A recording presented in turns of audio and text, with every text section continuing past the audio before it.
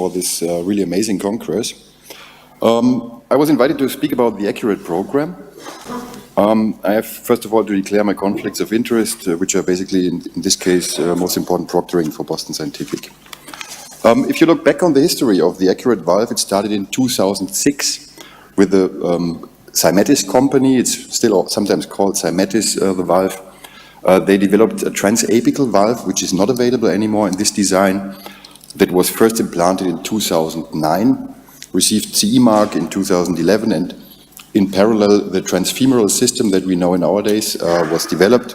It was first implanted in 2012, received CE mark in 2014, and the same valve was adopted to a new transapical delivery system, first in men 2014, and is available with CE mark since 2017. 2017, the company was bought by Boston Scientific, and since it's called Boston ACCURATE, the valve. In the meantime, about 25,000 of those valves have been implanted, and this is the current iteration of the design of the valve. It's a very supra-annular design. The most impressive feature when you look in fluoroscopy on the valve are those three stabilization arches on top of the design. They are not meant for anchoring the valve. Normally only one of them or none of them touches the aorta when the valve is finally deployed. But the job of those stabilization arches is to allow the valve during the deployment process to align in the native anatomy to avoid flaring. Below those stabilization arches, you can find the so-called commissural posts where the valve is attached. They are free in their movement. So when you take a close look after the implantation on the valve, you can see that the valve is flexible in this part. This design is not by chance, but out of the history of conventional biological bioprosthesis, where we know very well that this reduction of shear stress is an important factor of durability of the valve. So this might play a role, but however, we don't know this data so far. Further below, you can see the upper crown, which is a structure which is meant to push away the native leaflets. And below, there is the stand that allows the anchoring and sealing of the valve.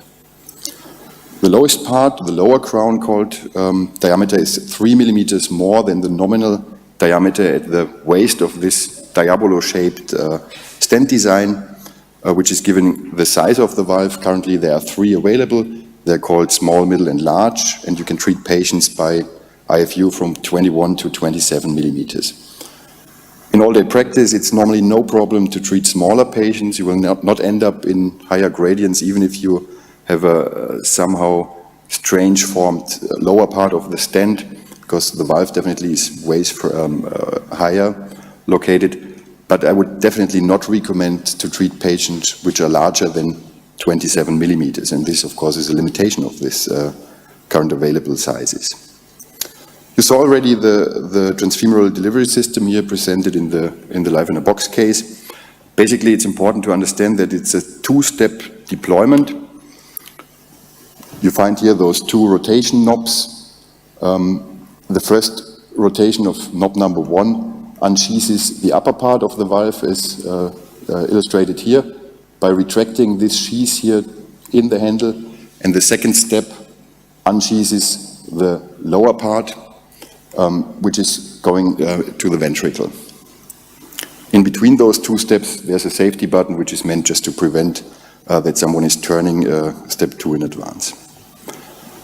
The system can be introduced through the relatively new 14 French I-sleeve expandable introducer. It's a bit similar to the E-sheath that most will know, I think. The major difference is that you have 3 fracture lines, I would say. In case of this valve, you don't fracture the sheath, but it just unfolds and refolds also. So I pretty like the system. You can also implant the valve through an E-sheath, work 2, and you can also implant the Sapien valve through this sheath, which helped me in a couple of cases. TA system is also available, as I told you. It's the same valve that is crimped on this system. Here, of course, situation is easier because you have enough space, because you pull the sheath out of the ventricle, so the deployment is only 1 step. Basically, you rotate this knob and unsheath in this direction. You can resheath in this design too. And the safety button here is just the point of no return when unsheathing the valve. Here's a small animation of how the valve is implanted. Here transfemorally, basically you push forward the valve. This is not realistic. It is normally in the outer curve where it stabilizes. Knob 1 is rotated. You unsheath the upper part of the valve. Valve is already working at this stage. There's no need for rapid overpacing. Normally you don't see any hemodynamic compromission at all.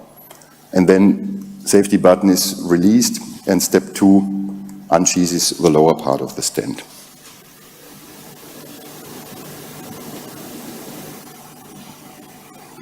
That's it.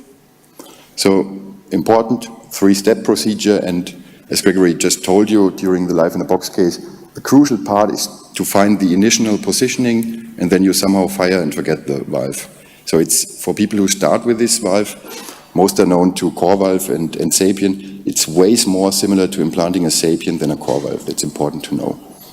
So I would not recommend to play a lot with the wire to achieve any other alignment or so, but just go straight forward. Here you can see another example of a valve implantation. I didn't want to bore you as you saw the live case already, so this is the next generation. You see the most prominent differences here, a marker point, which makes it indeed easier to find your correct height. Step 1 is opened, final root shot to confirm the correct height. Pigtail is removed and the valve finally implanted. I switched to this technique to implant straightforward, one single scene and implant the whole valve. So basically what you saw here is the whole implantation process. So pretty straightforward. Here you can see an example of a more complex anatomy. It's definitely a horizontal aorta where we could think that flaring might play a role. But you can clearly see that the opening of the upper part first allows the alignment, and when the valve is implanted, it just pops up exactly as predicted. So I think horizontal aorta is even easier in this kind of valve design because the stabilization in the outer curve is always easy. So that's definitely one of the good indications for this design. Another good indication is very poor ejection fraction patients. We combine here the true flow balloon of Loma Vista. We heard it in a previous talk that allows pre-dilatation without any rapid overpacing, and afterwards you can implant the valve without rapid overpacing. Some colleagues already went so far that they don't even have a pacer in the hybrid room. However, I don't feel comfortable with this strategy. Some clinical data, I don't want to bore you, but just show you the 3 most important studies. The first is a post-market registry, 1,000 patients, and then two propensity-matched competitive studies. So SAVI-TF, the first 1,000, it was almost an all-comer population of all the sold valves, which is extraordinary. Enrollment was mostly in 2014 already, a few patients in 2015 also. 30-day and 1-year data is published so far. It's a typical TAVI cohort, logistic Euro score 1 of 18%, which was typical in those times, 80-year-old patients. 30-day results, and again it was 2014 with a mortality of only 1.4%, what was extraordinary in those days. Also very good data on stroke and gradients, and also the lowest so far published new pacemaker rate in those days. One issue is PVL, so it was 4% of patients with more than mild PVL in this study. Next slides I want to share with you is this multicentric 1-to-2 propensity matched analysis with all comers in those 3 German centers of Sapien versus Accurate. Could see no real differences. This is before matching even.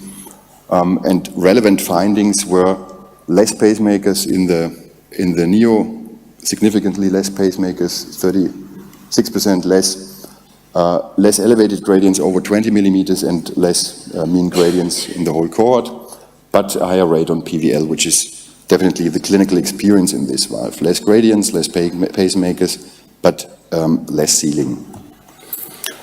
Next interesting study performed in Cologne was also propensity matched retrospectively collected data in 5 centers in Germany, where they focused only on small anatomy, which is of course interesting regarding gradients especially, So here the matched baseline population with an annulus of 21.3 in average.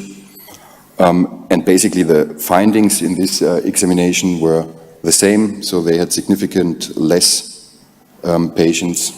I missed the slide, unfortunately. Significant less patients with prosthesis-patient mismatch, and also when considering the talk yesterday about patient-prosthesis mismatch, in this study also clear symptomatic association to patient-prosthesis mismatch. Some more studies are ongoing. This slide is somehow already outdated because the CE mark study, first data was published last year already in London valves. We expect to get the CE mark this year for this particular valve for Europe. 2 more studies, Scope 1 is already completely enrolled. And that is what I think what we are really missing is prospective, matched, multicentric studies not matched, randomized trials where different valves are compared. And this is Scope 1 and Scope 2, where the Acurate design is randomized against Sapien and Evolute. Will be very interesting, I think, the results. And another study which is going to enroll mid of this year is the US approval study, IDE trial, where the next generation Neo 2 is already used. Will be very interesting, the results, especially as they allow only 3 proctored cases per implanter. So that's the most important study which will come in near future. So we talked already about the Neo 2. We will get this valve within this year, and there are 2 improvements of the unchanged stent of the classical Neo. And the first one is that there's an extra skirt on the outer side.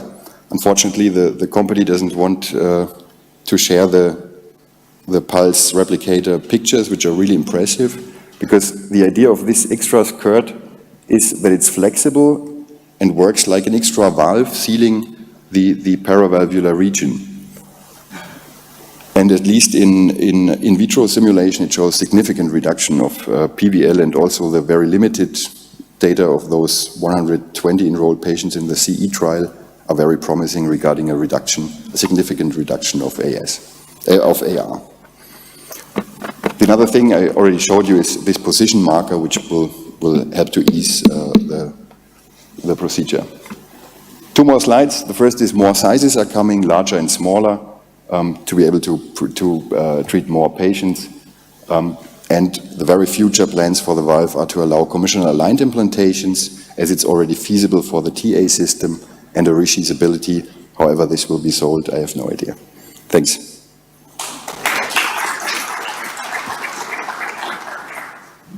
Thank you very much. The next speaker is Professor Michalis.